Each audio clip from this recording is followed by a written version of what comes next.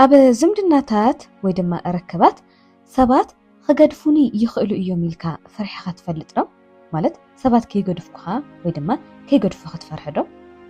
نحدا سب أفكيركا حدا معلتي كي يقدفكا بحبو فرحة تفلتدو يحطي حدا تفكرو سب مزر حقكادو جنقات تسمعي كي يفلت يزرزلخو قال سبات نتي زفكرو وسب كيسونو بقد صالو كل جزء زيج النقو سلام انتي مسلكم فرحم حداق حدا خاب تحيال سمعيتاو فرحي أبا زمدناتات ويدما ركباتيو بزحا سبات إذن قرزي يقات منبر كابي كما زمتقنا أيردقون سلازي سبات كي قدفوني كي حادقوني إلكا تسقي انت داخوينكا ويدما تسقي انت داخوينكي لما عند بزعبازي خنو واقعنا مالتيو سلام استخبركم تخاتلتي كنا مايند سيت اند هيلينج سبيس لما عندكم زعبازي حيزلكم قريبا لكم مالتيو كسام وداتا حاجركم ني تصنحوا لايك بمقبار جمروا وممهر إلكم تحاسيبكم دما نما حازوتكم ويدما يملكتهم يلكم ناب تحاسبهم سبات شير مقباري كالي مالتيو فرح محداق انتايو فرح محداق انتاي مالتيو فرح محداق مالت حدا التفكرو سب كقدفكا كنزغكا وي بزعباخا مقداس كوقارص خمز خيل اتحاسبولو عميق جنقتيو فرح محداق مالت اتي عميق امنتونيو أبا كم دي زأمسلو حساباتون كغرب يخيل نعاي مفكار انت بقارصخا كاباي زحيش سب انت رخبخا هندبت انت قدفنخا ويدما انت قدفتنخا سبات أموداتا كخدو يخيلو ايوم صنيعو زنبر يلن فقري رجوعن قوامن أيقونن سمعتها وقربت نبأ أنزا كسب يخيليو حدا سب بأكل كوت راي يكونن نصبيو بأكل وصا تي ناي مودتا تكباريو فلما سمعتها ورحقتي زجمر دحار نبأ من صاقي عبي تلمت للي جمر فقري قس بقس متفائي جمر إذا فرحزي ولا أبتي حق أن يهزم دنا ويدما ركب حدقا بزيبلو أو حدقا خيوة دقي إنها اللوون إذا سمعت زي كسمعكا يخيليو مالتيو سلازي فرحم حداق مالت بقى جنا أتنقرسو كي تفترين هاللي جنا أمون قزوم تفقرات ويدما أمون قزوم سب حدارات منم عينة قريتش زي اللوي عقونت زي اللن هاللي بفرحي قد فنكو يخيليو كتقدفنكو تخون تخيليا كاباي زحيش سبكو خركب يخيليو هندبتكو قدفنك خيد يخيليو عينس زمساسولو حسابات እናደጋገሙ ዝነብሩላ አምሮዮ ማለትዩ ሓደ ሰብ ሰባት ከይገድፍዎ ከም ዝፈርሕ ወይ ድማ ፍርሓት ከም ዘለዎ ወይ ድማ ስጋት ከም ዘለዎም ዘመልክቱ ልሙዳት ባህርታት ማለት እውን ምሕዳግ ዝፈርሑ ሰባት ምልክታቶም እንታይ ከም ዝመስል ከነዋግዒና ምሕዳግ ዝፈርሑ ሰባት መጻምቲ ኣብ ሩሑቕ ምዝህሉ ምጭንና መቸም ብፍላይ እዛ ነገር እዚ ኣብ ደቂ ኣንስትዮ በተደጋጋሚ ሪኣየ ንግዚኡ እዩ ኣብ ደቂ ኣንስትዮ ስለዝኾነ መብዛሕትኡ ግዜ ዝሰርሕ ዝነበርኩ ኣብ ደቂ ኣንስትዮ ብደንብ ገይረ ዝሪአሉ እዩ ርክብ ክቕየር ከሎ ውሕስነት ዘይብሉ ኮይኑ ይስማዓካ እውን ቀጻሊ መረጋገጽ እውን የድልየካ ካብ መጠን ንላዕሊ ቀልጢፍካ ምትእስሳር ትደሊ ግርጭት ወይ ድማ ጎንፂ ምሰጋጥም ድማ ስንባደ ዘይመረጋጋ ንኣብነት ሓደ መጻምቲ ንመልእኽቲ ንምምላስ ዝያዳ ግዜ እንትወስዱ እቲ ሰብ ብኡ ንብኡ ከምዚሉ ክሓስብ ይኽእል እዩ ይማል ደልየ ሓደ ሰብ መልእኽቲ ይሰድድ እሞ እቲ ካልእ መጻምቲ ድማ ድሕሪ ሰዓታት መልሲ ይህብ እቲ መጻምቲ ስራሕ ይበዝሐሉ ይኸውን ኢሉ ኣብ ክንዲ ዝሓስብ ከም ዝኽብል ይኽእል እዩ ማለት እዩ ምናልባት ድሕሪ ሕጂ ብዛዕባይ ኣይግድሶን ይኸውን እስሩ እውን ኣይፈትወንን ምናልባት ኣብ ልዕለይ ተገዳስነት ይስእናሉ ይኸውን ምናልባት ድማ ካልእ ፍቂሩ ይኸውን እናበሉ حسابات كحزوم كله مالتيو متأسسار ويدما اتاتشمنت مس قدتات متأسسار كنواهدهم كلنا خا مبزحت جزي فرحي محداق ويدما خقدفون ايما عبان دمنت زبال مالتيو ابا ጭንቀት زملؤ متأسسار زحيله ኮይኑ ይዝርከብ ጭንቀት زملؤ متأسسار ዘለዎም ሰባት መጻምቶም ከይስኡኑ በቀጻሊ ኩሉ ግዜ ዝጭነቁ ርክብ ብዙኾነ ምኽንያት ክቕየር ከሎ ኸኣ ከም ተዓላ ዓሊ ነጊረኩም ዝነበርኩ በቃ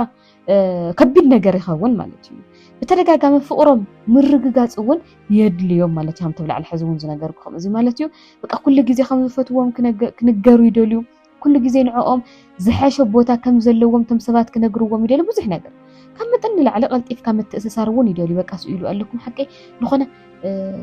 ከመ ይኽለኩም ኣይፈልጥን ግን በቃ ምትእስሳር ኣታችመንቶም بدم بيجيرو قلتيفهم ገና እንዳሃለወ ከዓውዩ ወይ ድማ ካብ መጠን ላዕሊ ክጥቀሙሉ ይኽእል እዮም ማለት እዩ ነቲ ዝምድና ወይ ድማ ርክብ ከብቅዖ ይኽእል እዩ ኢሎም ስለዝሓስቡ ግርጭት ይፈርሑ እዮም ወላ እናተበደሉ ስቕታ ይመርፁ እናተጎድኡ እውን ክስከምዎ ይደልዩ ማለት እዩ ማለት እዩ ዝኾነ ነገር ወላ ኣብ እቲ ርክብ እሱ ተጀሚሩ ሲ በቃ ዝኾነ ጎንፂ ወይ ከዓ ዘይምርድዳእሲ ከምቲ ናይ መጨረሻ እቲ ፍቕሪ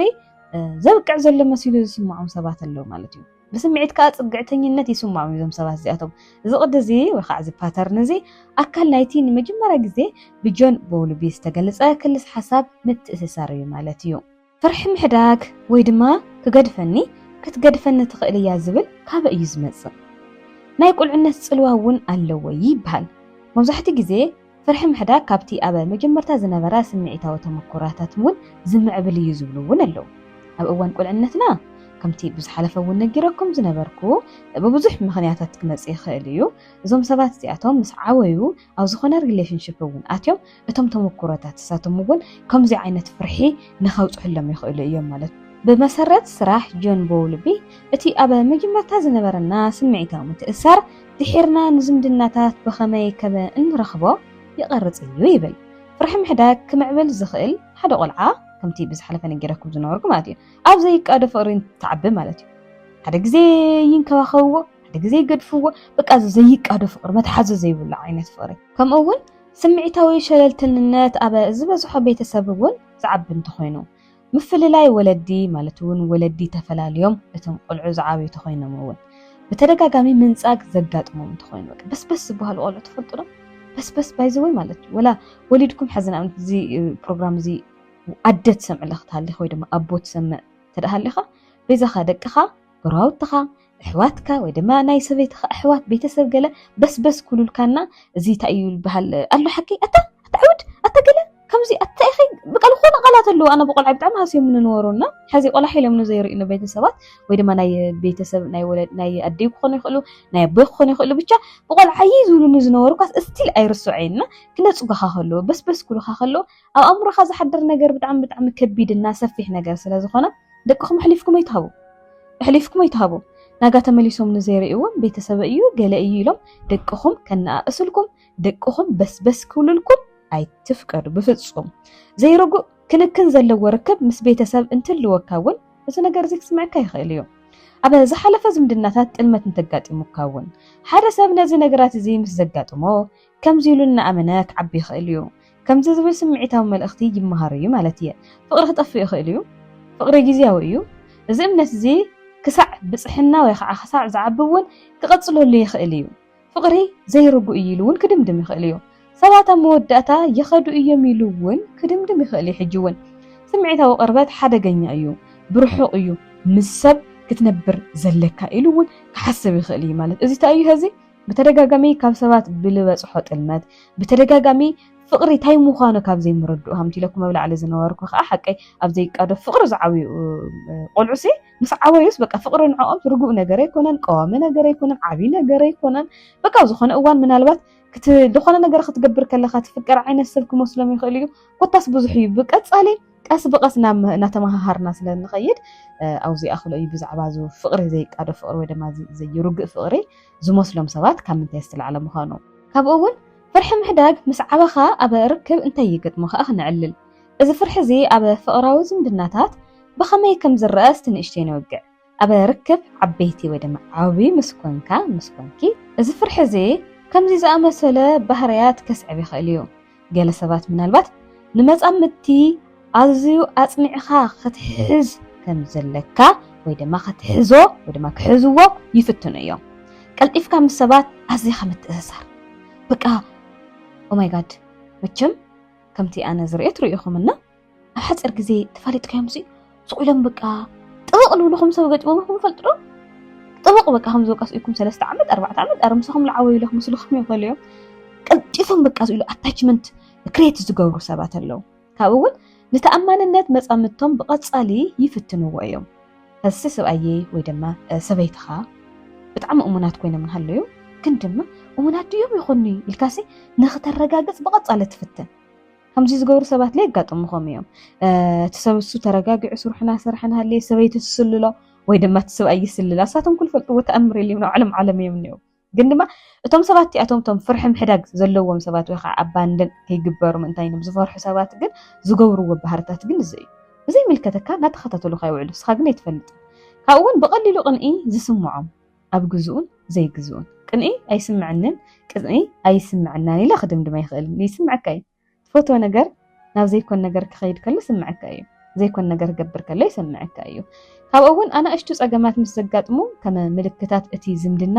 ይውድኣሉ እዩ ኢሎም ክትርጉምዎ እውን ይኽእሉ እዮም ንእሽቲ ብዝተጋጭኻ ቁፅሪ ፍቕርኻ ዘበቀ እንዳመሰለካ ምጭናቕ ማለት እዩ ንኣሽቱ ለውጥታት ባህርያት ካብ መጠን ልዕለ እውን ምሕሳብ ንእሽተይ ለውጥታት ተርእዩሲ በቃ ንሕዝና መጨረሻና እያ ማለት እያ ገለታት ልብል እውን የማዕብሉ እዮም ሓዳደ ግዜ እዚ ነገር እዚ ኣብ ዝምድናታት ፀቕጢ ይፈጥር እዩ እቲ ፍርሒ ካብ ዓሚቕ ስምዒታዊ ዘይውሕስነት ዝመፀ እኳ እንተኾነ እቲ መፃምድቲ ልዕሊ ዓቕሙ ክስምዖ ይኽእል እዩ ሓደ ግዜ እቲ ሰብ ኮነ ኢሉ ኣይቆፃፀርን ወይ ድማ ክከታተል ደልዩ እውን ኣይኮነን እቲ ዝምድና ከይስእኑ ጥራይ ኢሎም እዮም ዘይከውን ነገር ዝገብሩ ወይ ድማ ዝፈርሑ ማለት እዩ ፍርሒ ምሕዳግ ምስ ጭንቀት ዝመልኦ ምትእስሳር ወይ ድማ ኣታችመንት ብፅኑዕ ዝተኣሳሰረ እዩ ጭንቀት ዝመልኦ ምትእስሳር ዘለዎም ሰባት ቅርበት ብዕንቆት ይምነዩ ግን ብቐፃሊ ነቲ ዝምድና ከይስእንዎ ይፈርሑ ይሰግኡ እዚ ቅዲ እዚ ኣብ መፅናዕቲ ምትእስሳር ብሜሪ ኣይንስወርዝ ተፀኒዑ እውን ነይሩ እዩ ፍርሒ ምሕዳግ ክፍወስ ይኽእል ዶ ኢልኩሞም ትሓትኑ እውን ተስፋ ይገብር ሰባት ነዚ ፍርሒ እዚ ብከምዚ ክብድህዎ ይኽእሉ እዮም ስምዒታዊ ንቕሓት ምምዕባል ሕሉፍ ቁስሊ ምሕዋይ ጥዑይ ዝምድናታት ምህናፅ ምምስራት ውሑስ ዝኾነ ርክብ እውን ምምሃር ምስ ሰባት ዝኾነ ነገር ክትፈጥር ከለኻ ውሑስ ድዩ ውሑስ ኣይኮነን እውን ክትፈልጥና ክትምርምር ክትምሃር ኣለካ ርእሰ ተኣማንነትካ እውን ምሕያል ስምዒታዊ ውሕስነት ምስ ግዜ ክዓቢ ይኽእል እዩ ደግመልኩም እየ ስምዒታዊ ውሕስነት ምስ ግዜ ክዓቢ ይኽእል እዩ ስለዚ ቀስ በቐስ እናተኸታተልካ እናተምሃርካ እናሃነፅካ ኢኻ ትኸይድ ማለት እዩ ምፍዋስ ፍርሒ ከይከኣል ዶ ብስሩ እዚ ነገር እዚ ክስተኻኸል ይኽእል ዶ እቲ ብስራት እዚ እዩ ፍርሒ እዚ ክፍወስ ከም ዝኽእል ክነግረኩም ይደሊ ሓገዝቲ ስጉምትታት ድማ ከምቲ ኣብ ላዕሊ ኢለኩም ነበርኩ ርእሰ ተኣማንነትኩም ብዝግባእ ክተማዕብልዎ ኣለኩም እዚ በቃ መስት እዩ ማለት እዩ ውልቃዊ ስምዒታዊ መበገስታት እውን ክትርድእዎ ኣለኩም ሓዳደ ግዜ ኢልኩም ክትፈርሑ ከለኹም ታእዩት መበገሲኡ እውን ክትምርምርዎ ኣለኩም ውሑስ ዝኾነ ዝምድናታት ንምህናፅ ክትፍትኑ ከለኹም እውን መጀመርያ ብስሩቲ ዝምድና ወይ ከዓ ርክብ ንምጅማር እርግጠኛ ዲኹም ወይስ ኣይኮንኩምን ዝብል ብዝግባእ ክትምርምርዎ ኣለኩም ከምቲ ዝፍለጥ ከዓ ፈውሲ ብነብሰ ነቕሓት እዩ ዝጀምር ስለዚ እዚ እትከታተሉ ዘለኹም ኩልኹም ተኸታተልቲ ዲንና ማይንድሴት ኤንድ ሂሊንግ ስፔስ እዘን ሕቶታት እዚኣቶም ንባዕልኹም ሓቲትኩም ባዕልኹም ክትመልሱልን ኣለኩም ሓድሓደ ግዜ ነቶም ዘፍቅሮም ሰባት ከይስእኖም እፈርሕ ድየ ኢልኩም ሕቶት ንባዕልኹም ግብረ መልሰይ ካብ ህልው ድዩ ዝመፅእ ወይስ ካብ ዝሓለፈ ቃንሳ እዩ ምስ ሰባት እናዋጋዕኹም ትምልስዎም መልስታት ወይ ከዓ ተርእይዎም ሪኣክሽናት ካበይ ዝተለዓለ ምዃኑ እውን መርምሩ ስምዒታዊ ውሕስነት ንምህናፅ እንታይ ስጉምትታት ክወስድ እኽእል ኢልኩም እውን ንባዕልኹም ሓቲትኩም መልሲ ሃብዎ